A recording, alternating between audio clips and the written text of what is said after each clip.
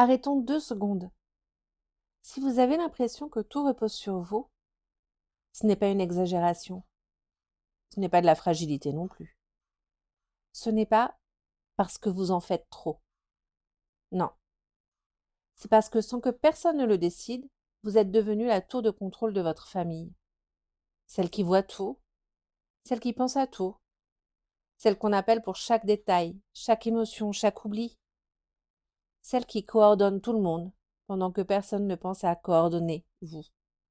Et ce rôle-là, vous ne l'avez pas vraiment choisi. Vous y êtes retrouvé. Et comme réponse dans sa tour, une tour qui s'est construite autour de vous, brique après brique. Une brique de c'est plus simple si je fais moi-même. Une autre brique de je gère, ça ira plus vite.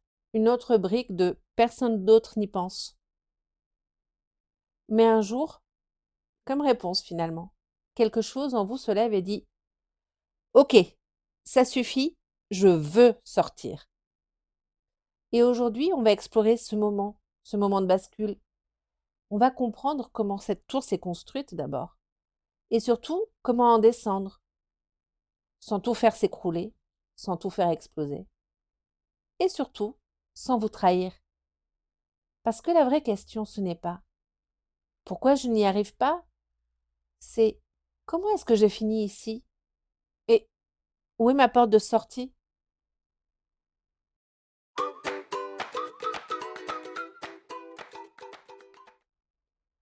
Bienvenue dans l'Odyssée d'un parent d'aujourd'hui.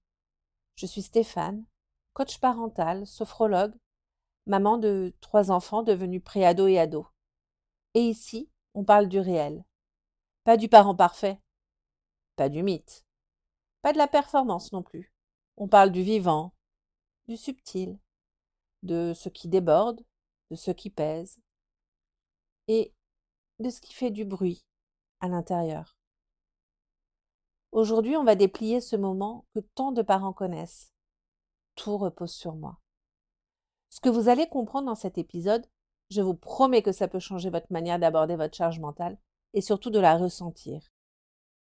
On va explorer la structure invisible qui vous place au centre, les attentes culturelles qui pèsent sans qu'on s'en rende compte, la charge mentale que les pères portent aussi, mais ailleurs ou différemment, ce que vous avez construit vous-même pour survivre et l'endroit exact où votre pouvoir commence. Si vous avez envie d'un peu de clarté, un peu d'air, et peut-être d'un premier petit pas hors de la tour, vous êtes au bon endroit. On y va?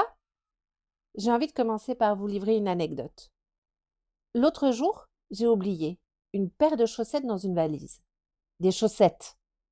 Pas un traitement médical, pas un papier administratif, pas un doudou sacré, non. Une paire de chaussettes. Et j'ai senti cette petite piqûre. Presque rien.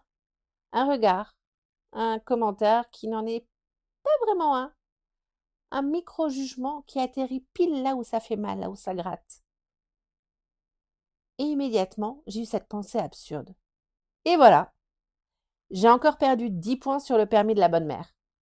Ce permis imaginaire dont personne n'explique la règle du jeu, où on perd des points sans savoir pourquoi, et où on a l'impression de ne jamais en gagner. Et pendant que je ruminais mes chaussettes oubliées, mon mari, qui n'avait pas touché à la valise, gardait son statut de super papa, intact, indestructible, champion olympique de la paternité sans effort et sans entraînement. Et j'ai eu cette phrase intérieure. Mais comment est-ce que c'est devenu mon rôle par défaut? C'est là que j'ai compris que tout repose sur moi n'est jamais une phrase de plainte. C'est une phrase du corps, une phrase de quelqu'un qui porte trop longtemps, trop fort, trop seul. Parce que nos chaos chaussettes ou autres chaos, nos micro-couacs, ce ne sont pas des échecs, ce sont des signaux. Des signaux qui disent « je n'ai plus de place en moi pour absorber encore ». Pendant très longtemps, on a fait comme si la mère était la gardienne naturelle du quotidien. Comme si, à la maternité, on vous donnait un bébé et un doctorat en organisation, logistique, planification, anticipation, régulation émotionnelle et gestion de crise. Et le père, lui, on l'applaudit quand il met la table, on l'encense quand il gère un bain et on se pâme quand il prépare un repas. Et je vous explique pas ce qui se passe quand il change la couche. On dirait un spectacle de magie. Oh là là, mais regarde, t'as trop de chance, il cuisine. Ce décalage, il n'est pas logique, il n'est pas juste, il n'est pas choisi, il est culturel. Et ça pèse. Et pourtant, et ça c'est important, ce n'est pas la seule raison à notre charge mentale. Parce qu'il existe une autre forme de charge mentale, celle des pères, plus silencieuse, plus insidieuse, moins visible et moins reconnue, mais tout aussi réelle. Elle se loge dans la pression économique, la solidité obligatoire, la peur de décevoir, l'injonction à tenir, no matter what. Ce n'est pas un tribunal, j'ai pas envie d'en faire un, et ce n'est pas un match non plus. C'est pas la compétition de qui souffre le plus ou qui fait le plus. C'est juste un système mal foutu, où chacun souffre, mais pas au même endroit et pas pour les mêmes raisons. Et pour comprendre, il faut encore descendre d'une couche, aller plus en profondeur. Et c'est là la partie la plus délicate, celle que personne n'ose nommer, celle que beaucoup de parents ressentent, mais sans jamais la dire. Dans la construction de notre charge mentale, il y a aussi nous. Pas parce qu'on fait mal, pas parce qu'on en fait trop, pas parce qu'on ne fait pas confiance, non, mais parce qu'un jour, dans une situation précise, fatigué, débordé, pressé, on a fait un choix, faire nous-mêmes. Alors, on se cache derrière un ça ira plus vite, ce sera mieux fait, je n'aurai pas à expliquer, je n'aurai pas à vérifier, je n'aurai pas à gérer la déception, l'erreur, le décalage. Ce choix, il nous a sauvés à un moment. Il a été utile, nécessaire même. C'était une stratégie de survie. Sauf que cette stratégie, on ne l'a jamais vraiment désactivée. On l'a continuée encore et encore et encore. Et ce qui au départ était un outil est devenu une sorte de prison. La tour de réponse, vous vous souvenez? Mais c'est là aussi que se trouve notre petite zone de pouvoir. Minuscule, mais déterminante. La zone, on peut dire, ok, ce réflexe m'a aidé un jour, mais aujourd'hui, il m'épuise. Et c'est là qu'on arrive à un point clé. Parce que comprendre ce qu'on porte, c'est une chose, mais décider comment on peut vivre au quotidien, ça, c'en est une autre. Et très souvent, ce passage-là, ce switch de je subis à je choisis, commence avec nos valeurs. Nos vraies valeurs. Celles qui nous ressemblent. Celles qui structurent la manière dont on veut vivre et dont on veut aussi que nos enfants vivent. Moi, j'ai une super valeur qui structure tout, l'autonomie. Alors, oui, mes enfants participent, plus que dans beaucoup de familles. Mettre la table, débarrasser, ranger, aider dans les tâches du quotidien. Pas pour me décharger, non, même si dans les faits ça aide. Mais parce que je veux aussi qu'ils grandissent en se sentant capables, impliqués, acteurs. Et oui, spoiler alerte, j'ai été jugée. Et je le suis encore. Mais la personne qui m'a jugée, quelques mois plus tard, elles sont revenues en me disant finalement, t'as raison, ça aide et ça change tout. Et cette autonomie-là, on la retrouve aussi dans la manière dont on vit le quotidien. Parce que vivre selon ses valeurs, ce n'est pas théorique, c'est concret, c'est réel. Et c'est visible dans les choix de tous les jours, partout, y compris dans ceux pour préparer le dîner par exemple. Parfois c'est maison, parfois c'est surgelé, parfois c'est reste du frigo, parfois c'est improvisation à 19h17. C'est souvent pas parfait, souvent pas esthétique, et loin d'être instagrammable. Mais honnêtement, c'est vivant, c'est vrai, et c'est aligné avec mes valeurs et mon énergie. Et juste pour ça, ça suffit. Et c'est là que j'ai compris quelque chose d'important. Ce qui nous épuise, ce n'est pas que les autres ne participent pas, c'est quand personne ne sait vraiment comment participer.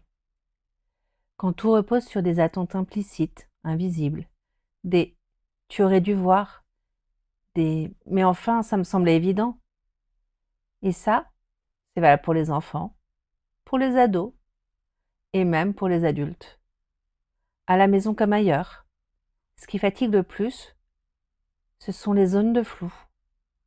Et vous allez voir, j'ai même une scène professionnelle qui illustre parfaitement ces zones de flou. Et je vais vous faire réfléchir en vous racontant une scène très simple. Imaginez, vous êtes au boulot. Il y a un gros projet professionnel. Plusieurs équipes qui travaillent en même temps.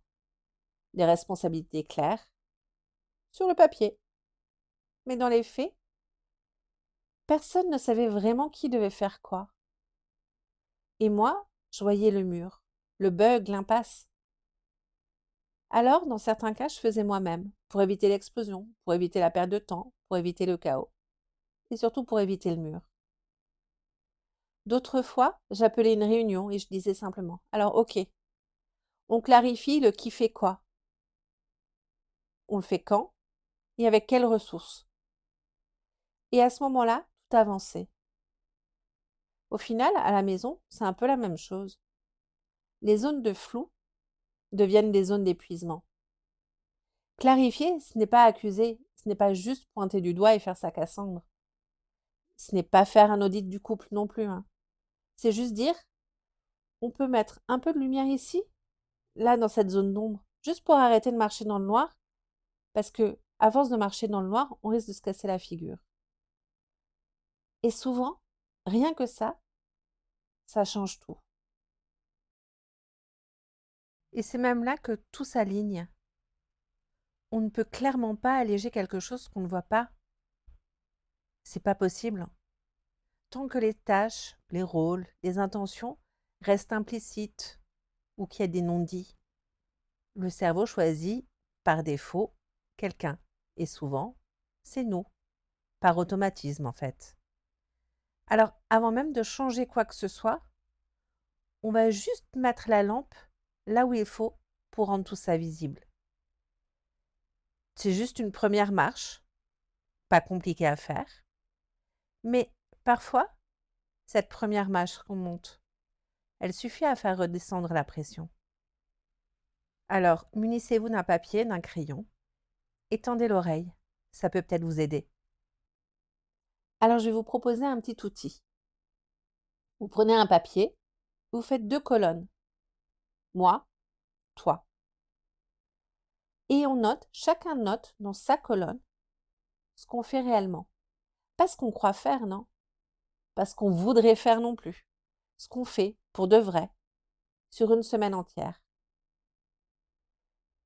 Et là, il va se passer 2 choses. La première, la réalité apparaît. Et parfois, elle surprend tout le monde. Ensuite, quelqu'un peut dire: «Waouh! Je n'avais jamais vu tout ça». Et souvent, juste après, un simple mot. Mais un mot qui fait toute la différence. Merci. Et ce petit mot-là déplace des montagnes. Si vous avez soufflé un peu pendant cet épisode, si vous avez senti que quelque chose se desserrait dedans, alors c'est gagné. Cette semaine, vous ne changez pas tout. Vous ne renversez pas la table, vous ne faites pas une révolution. Mais ce que vous allez faire, vous allez changer un seul geste, un micro-geste, un geste qui respecte vos valeurs, votre énergie et votre réalité. Et vous observez ce que ça transforme. Et je vous retrouve dans le prochain épisode pour continuer à explorer ce qui se joue derrière les façades parfaites et pour reprendre votre place, doucement, mais sûrement. À très bientôt.